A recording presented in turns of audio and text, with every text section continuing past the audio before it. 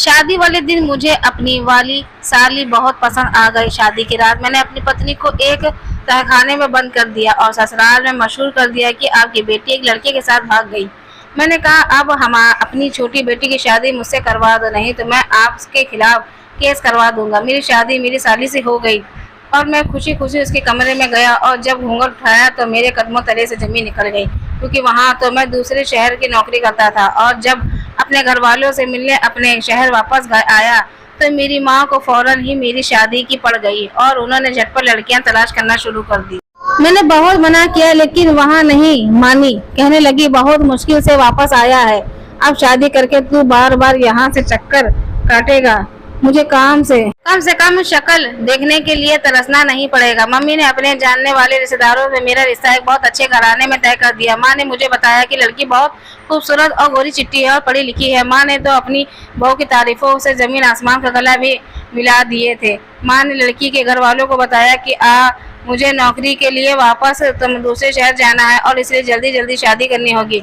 लड़की घर वाले सादगी में घायल थे।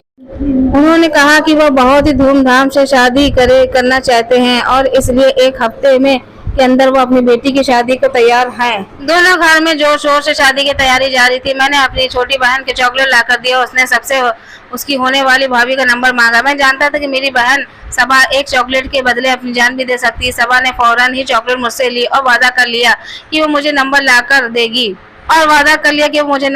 देगी और जब अम्मा अपनी बहू की चूड़ियां का और कपड़ों का साइज लेने के लिए गई तो सबा ने मुझे एक नंबर लाके दिया और न बताया कि नंबर मेरी होने वाली पत्नी राहिला और उसकी बहन मीना दोनों ही इस्तेमाल करते हैं। मैंने वो नंबर संभाल कर रख लिया था और सोचा था कि कैसा ही मौके का राहिला को फोन करूंगा और उसे शादी से पहले एक बार मुलाकात की फरमाइश करूंगा, क्योंकि मैंने अभी तक राहिला को नहीं देखा था। हमारे यहाँ तस्वीरों का कोई रिवाज नहीं था और शादी में इतना कम वक्त था कि मिलने मिलाने की नौबत ही नहीं आई थी। शादी की तैयारियों में दिन बहुत तेजी से गुजर रहा था। हमारे घर के नीचे पापा ने बहुत पहले ही तहखाना बनवाया था। सफाई करवाते वक्त मैंने उस तहखाने में घर का सारा पुराना सामान डालकर घर को साफ सुथरा कर दिया था। उस तहखाने के बारे में मेरे और मेरी माँ के अलावा किसी को भी नहीं पता था, क्योंकि वो पुराने वक्तों का बना हुआ था और जब उसे कोई इस्तेमाल भी नहीं करता था। सारा दिन घर में कामकाज में ऐसा गुजरता कि मुझे राहिला को फोन करने का वक्त भी नहीं मिलता। मैं राहिला को किसी ऐसे वक्त फोन करना चाहता था कि जब वह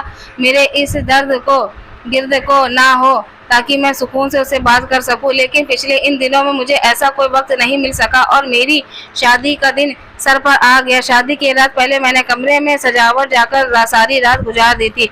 कमरे को इतने खूबसूरत अंदाज से सजाने के बाद मेरे दिल में अजीब सी अरमान पैदा होने लगे थे और मैं पहली दफा शादी को लेकर बहुत ही जज्बात महसूस कर रहा था। और राहिला को तो फोन करने के लिए नंबर मिलाने ही लगा था कि उसी वक्त मेरी बड़ी बहन ने आकर मुझे कहा कि पहले बाजार में कुछ काम निपटा दो, क्योंकि देखते ही देखते शाम हो जाएगी और बारात लेकर जाना है। मुझे अंदर ही अंदर गुस्सा आ रहा था, क्योंकि मैं चाहने के बावजूद भी राहिला से बात नहीं कर पा रहा था और ना ही उससे मुलाकात कर पाया था।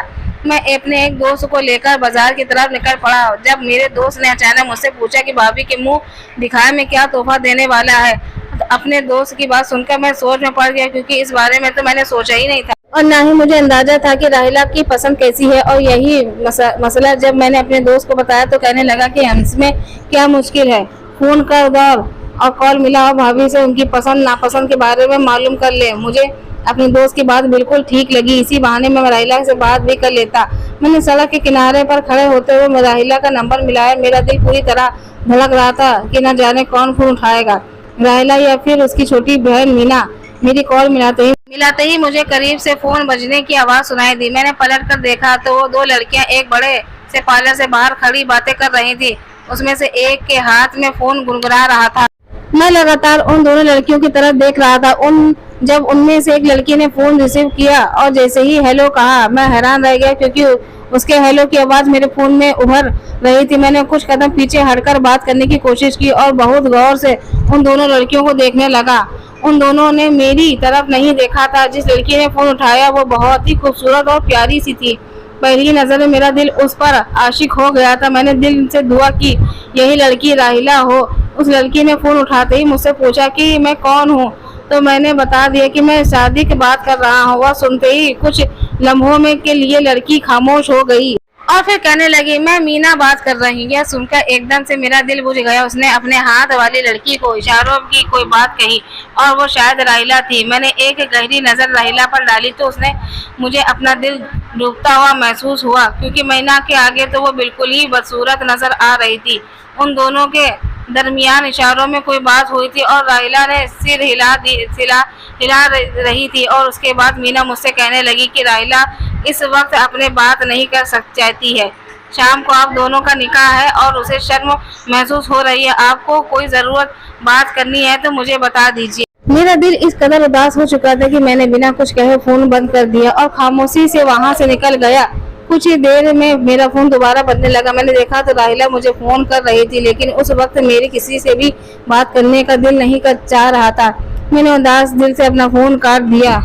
बहन का बताया हुआ कुछ जरूरी सामान खरीदने के बाद मैं घर वापस चला आया। मैंने मुंह दिखाई के लिए कोई तोहफा नहीं खरीदा था। मुझे समझ में नहीं आ रहा था कि माँ ने क्या देखकर राहिला को पसंद किया है, जबकि जितनी खूबसूरत उन्होंने गिनवाई थी वो कब सब तो मुझे मीना ने नजर आई थी। जब मैं घर पहुंचा तो तभी लोग बारात जाने की तैयारी में मगन थे। मैंने सोचा कि मैं अपनी बड़ी बहन से इस बारे में बात करूं, लेकिन वो अपने बच्चों में इस कदर मशरूफ थी कि मुझे देखने में बहुत सारे काम को पकड़ा दिए। दूसरी तरफ मेरी माँ आवाज लगाकर कह रही थी कि बारात निकलने वाली है और तू अभी तक तैयार नहीं हुआ है। मेरे जबरदस्ती खुद को इस निकाह के लिए राजी कर रहा था, जबकि मेरा दिल तो बागी हो चुका था कि मैं तैयार होकर घर वालों के साथ बारात लेकर निकल गया। बहुत सादगी से ही राहिला के घर वालों ने सारा इंतजाम किया था। मेहमान भी बहुत ही कम थे और सादगी से राहिला को मेरे साथ बेसहारा बांधकर रुखसत कर दिया गया। मैंने एक नजर भी उसकी तरफ नहीं देखा था। मैं सारा वक्त ही मीना को ढूंढने में मशगूल था, लेकिन पर्दे के इंतजाम होने की वजह से मुझे वो नजर नहीं आई थी। कोई भी औरत मर्दान खाने की तरफ नहीं आई थी। मैंने महिला को गाड़ी में अपनी माँ के साथ बिठा दिया था और खुद आगे ड्राइवर के साथ बैठ गया था। मैंने ना ही राहिला की शक्ल देखी थी और ना ही मुझे उसे देखने में कोई दिलचस्पी थी। मैंने पार्लर में बाहर उससे बहुत अच्छी तरह देख लिया था और मेरा दिल भर गया था।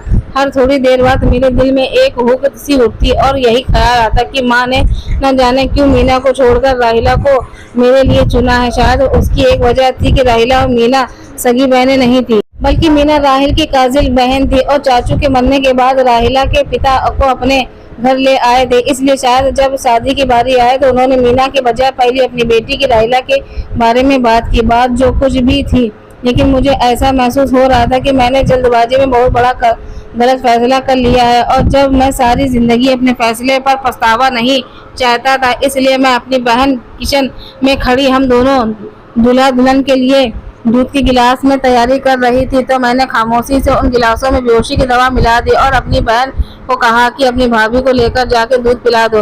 मैंने थोड़ी देर में अपने दोस्तों से मिलकर आता हूँ। मेरी छोटी बहन बहुत भोली भाली थी। वो फौरन ही मेरी बात मान गई। मैंने उसे खुशी खुशी एक चॉकलेट निकाल के दी और वो चॉकलेट लेते ही दूध की गिलास को लेकर मेरे कमरे में चली गई। मैं दोस्तों के जाने के बजाय घर में ही छुप गया और इंतजार करने लगा। और जब मैंने देखा कि सब लोग थके हारे अपने अपने कमरों में चले गए तो मैं भी चुपके से अपने कमरे में दाखिल हो गया।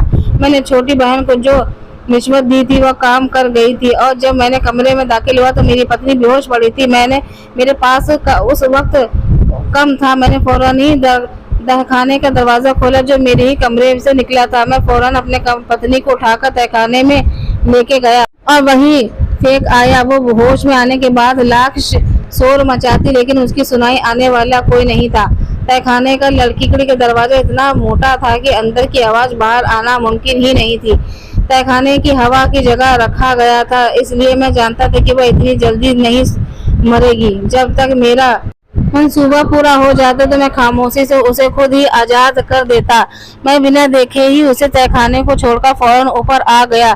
मुझे डर था कि कहीं कोई मेरे पीछे कमरे में ना आ जाए। तहखाने का दरवाजा सही तरह से बंद करने के बाद मैंने कमरे में कालीन को दोबारा से बिछाया और जिस तरह से चुपके से कमरे में दाखिल हुआ था उसी तरह वापस बाहर निकल गया और घर में बाहर निकलने चला गया। घर के दरवाजे से बाहर जाने के बाद मैंने खुद ही घर का दरवाजा लॉक किया और घंटी बजाने लगा।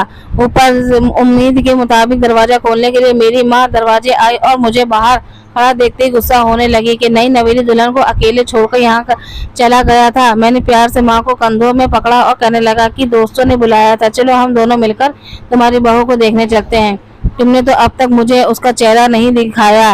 अम्मा कहने लगी कि मैं तेरे साथ तेरे कमरे में क्यों जाऊंगी, तू तो शर्म कर, जाकर खुद ही अपनी बीवी का चेहरा देख ले। मैं जबरदस्ती माँ को कंधे से पकड़कर अपने कमरे में ले आया मैं कि चलो हम तुम्हारी बहू को साथ मिलकर देखते हैं। मैंने प्लान के मुताबिक जैसे ही मैं माँ के कमरे में दाखिल हुआ तो माँ ये देख के परेशान हो गई कि राहिला तो अपने कमरे में मौजूद ही नहीं है थी। अम्मा ने सोच समझ मचाकर सारे घर को जमा कर डाला, लेकिन राहिला नहीं थी और ना ही किसी को मिलने वाली थी। अचानक ही मैं माँ से कहा कि जब मैं घर के दरवाजे पास पहुंचा तो मैंने एक लड़की को टैक्सी से बैठकर जाते हुए देखा था। कहीं वो राहिला तो नहीं थी, लेकिन टैक्सी में तो कोई लड़का भी मौजूद था। मेरी बात सुनकर माँ एकदम चौंक गई थी। मैंने खुद ही सारे घर वालों के दिमाग में यह बात डाल कि राहिला अपने किसी आशिक के साथ फरार हो गई। थोड़ी देर के बाद जब सारे घर इस बात पर यकीन आ गया कि राहिला मौजूद नहीं है बल्कि वह फरार हो गई, तो अम्मा ने फौरन ही राहिला के घर वालों को फोन करके सारी बात बता दी। थोड़ी देर में राहिला ने पिता चले आए। वो इस बात पर राजी नहीं हुए कि मेरी बेटी ऐसी कुछ नहीं कर सकती। उसने तरबियत पर पूरा भरोसा था। मैंने राहिला के पापा से कहा कि मैंने खुद उसको अपने आशिक के साथ जाते हुए देखा। मैं उसके साथ बदतमीजी पर उतर आया था और वो मजबूरी में सब कुछ सुन रहे थे। मैंने राहिला के पिता को धमकी दी कि वो सारे उसको ढूंढ कर लाए, वरना मैं पुलिस के उनके खिलाफ रिपोर्ट कर दूंगा कि उन्होंने जानबूझकर अपनी बेटी को से मेरी शादी करवाई और उनकी बेटी अपने आशिक के साथ फरार हो गई। मेरी इज्जत पर दाव लगा दिया। राहिला के पिता एक इज्जतदार आदमी थे और वह खुद भी पूरी तरह परेशान थे। मुझे समझाने लगे कि बेटा दाग तुम्हारी इज्जत पर नहीं लगा, बल्कि ये तो हमारी बदनामी है। मैं कभी सोच भी नहीं सकता था कि मेरी बेटी ऐसी कुछ कर सकती। मैं मुझसे तो उसने कहने लगा कि एक दिन बाद मेरा वलीमा है, मेरे सारे दोस्त और रिश्तेदार शामिल होने वाले हैं। मैं लोगों को क्या कहूँ दिखाऊंगा, लोग मेरे बारे में कैसी कैसी बातें करेंगे कि मेरी पत्नी तो पहली रात मुझे छोड़कर चली गई। आपकी बेटी ने मुझे बदनामी के समंदर में डुबा दिया और जब आप ही मुझे इससे बाहर निकालेंगे। तो मेरी बात सुनकर राहिला के पिता परेशानी से मेरा चेहरा देखने लगे और भला वो क्या कर सकते हैं। मैंने उन मौके का फायदा उठाते हुए राहिला के पिता से कहा कि वो मेरी शादी मीना से करवा दे, ताकि मैं लोगों के सामने यह कह सकूं कि यह मेरी पत्नी है। मेरी बात सुनकर राहिला के पिता के होश उड़ गए और वो कहने लगे कि कैसे मुमकिन है कि तुम्हारी शादी मीना से करवा दो, जबकि राहिला तुम्हारे निकाह में है। मैंने उससे कहा कि मैं बहुत अच्छी तरह जानता हूँ कि राहिला और मीना सगी बहनें नहीं हैं, इसलिए आप राहिला का गुनाह छुपाने के लिए मीना को मेरे निकाह में दे दे, वरना ये बात सारे जहां में फैल जाएगी और हमारे साथ साथ आपकी बदनामी होगी। राहिला के पिता ने मेरी बात मान ली और कहने लगे कि शायद अब यही एक रास्ता है जिससे हमारी इज्जत बच सकती है। अगले ही दिन मीना के साथ मेरा निकाह पढ़वा दिया गया और मेरी खुशी का इम्तिहान आ रहा है।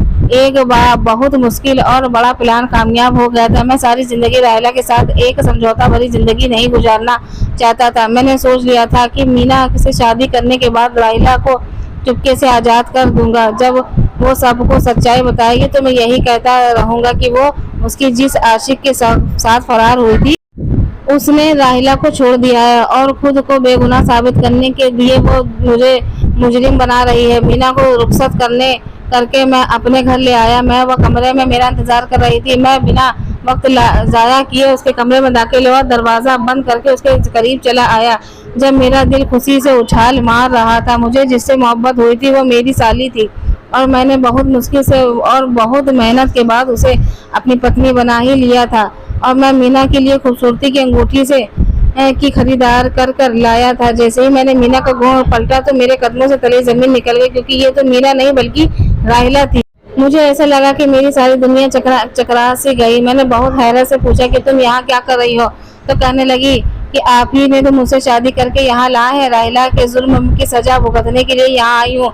मैं हैरत से पूछा कि तुम कौन हो। वो कहने लगी मैं मीना हूँ, जिसे आप राहिला के बदले अपनी पत्नी बनाकर लाए हैं। वो आम किसी सावली सी शक्ल सूरत वाली लड़की जिसे मैं राहिला समझ रहा था, वो दरअसल मीना थी। मेरा दिमाग पूरी तरह चकरा गया था। मैं जिससे पहले शादी हुई थी वही थी जिसे मैंने अपनी पहली नजर में अपना दिल दे दिया था। वो मेरी पत्नी और मेरी पसंद थी, जिसे बिना देखे मैं नफरत के तहखाने में डालकर आया था। मैंने मीना से पूछा कि तुम्हें याद है कि मैंने शादी से पहले तुम्हें फोन किया था। मीना हैरत में मेरी शक्ल देखने लगी, मुझे बताने लगी, मैंने फोन उसे नहीं बल्कि राहिला को किया था और उसने शरारत से अपना नाम मीना बताया था। उसका इरादा मुझे तंग करने का था। लेकिन मैंने बिना बताया बात किए ही फोन बंद कर दिया और जब राहिला ने दोबारा फोन मिलाया तो मेरा फोन पूरी तरह बंद आ रहा था। मेरी नजरों के सामने कुछ दिन पहले वो लम्हे जिन फिर से गुजरने लगे जब मैंने राहिला को और मीना को एक साथ देखा था। मीना कह रही थी कि राहिला के इशारे से उसे खामोश रहने का कहा था, जबकि मीना उसे बार बार मना कर रही थी कि वो गलत बयानी करे। लेकिन राहिला शुरू में ही बहुत ज्यादा शरारती थी, इसलिए वो ना मानी और शरारत में खुद मीना बन गई। मुझे लग रहा था कि जैसे किसी ने मेरे सिर पर आसमान गिरा दिया। वो लड़की जिसके लिए मैं तड़प रहा था, मैं खुद उसे अपने हाथों से तहखाने में छोड़ आया था। मैंने बिना कुछ सोचे समझे ही कालीन उठाया और तहखाने का दरवाजा खोलकर नीचे उतरा चला गया तो मीना मुझे दरवाजा आवाज देती रही, मुझे पीछे उतर रही थी, लेकिन मुझे सिर्फ राहिला का ख्याल सता रहा था। जब मैं नीचे पहुंचा तो मैंने देखा कि वो बेहोश पड़ी हुई थी। उसका चेहरा अब भी घूंघट में छुपा हुआ था। जैसे मैंने उसका घूंघट उठाया तो उसका चांद सा चमकता हुआ चेहरा मेरी आंखों में समा गया। मैं फौरन उसे अपने बाहों में समेट कर ऊपर लाया और बेड पर लिटा कर उसके मुंह पर पानी छींटे मारने लगा। कुछ ही देर में कोशिश कर वो होश में आ गए और गुमसुम सी दिखने लगी। मेरे पीछे खड़ी मीना का हक्का बक्का थी कि ये सब क्या हो रहा है। जब राहिला पूरी तरह होश आ गई और मुझे उसकी तरफ से कुछ सुकून महसूस हुआ तो मैंने राहिला और मीना को बिठाकर सारी बात सच सच बता दी। मेरी बात सुनकर दोनों ही हालत खराब हो गई। वो दोनों ही नफरत से मुझे देखने लगी।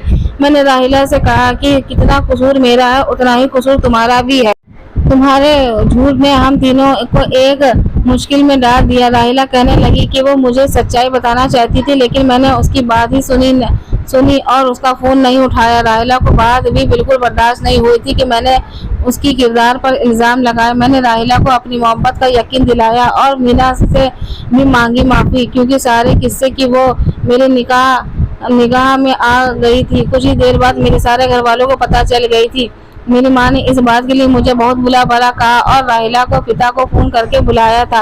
वो बेचारे एक दफा फिर परेशानी की अलम में दौड़े और सारा सच जानने के बाद उन्होंने फैसला किया था कि वो अपनी दोनों बेटियों को मेरे साथ नहीं रहने देंगे। मैं अपने पैरों पर गिर पड़ा और इस बात का इकरार किया कि राहिला की मोहब्बत ने मैंने एक बहुत बड़ा गलत कदम उठा लिया, लेकिन मैं अपने लिए एक शर्मिंदा हूँ और मुझे अपनी गलती की सजा भी मिल गई। मैं राहिला को बगैर जिंदगी नहीं गुजार सकता और अब मैं मीना को भी नहीं छोड़ना चाहता था, क्योंकि उसका कोई कसूर नहीं था। इसलिए राहिला और मीना दोनों बचपन में एक ही साथ पत्नी पली बड़ी थी और उन दोनों ने खुद यह फैसला किया था कि वो दोनों अपनी खुशी से मेरे साथ जिंदगी गुजारना चाहती हैं।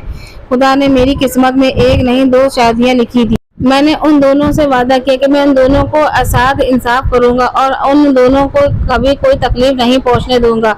मुझसे गलती हुई थी और सभी लोगों ने मेरे इस गलती को दिल से माफ करके मुझे जिंदगी में आगे बढ़ने का मौका दिया था। कभी कभी मैं सोचता हूँ कि जल्दबाजी के ये फैसले इंसान को कितनी बड़ी आजमाइश में डाल देता है। अगर मैं एक दफा अपनी पत्नी का चेहरा देख लेता तो शायद इतना सब कुछ ना होता। मेरा जरा सी जल्दबाजी ने मुझे बड़ा नुकसान पहुंचाया था। दोस्तों, स्टोरी कैसी लगी? स्टोरी अच्छी लगी तो प्लीज लाइक, सब्सक्राइब और शेयर करिएगा। चलिए आज के लिए इतना ही, धन्यवाद।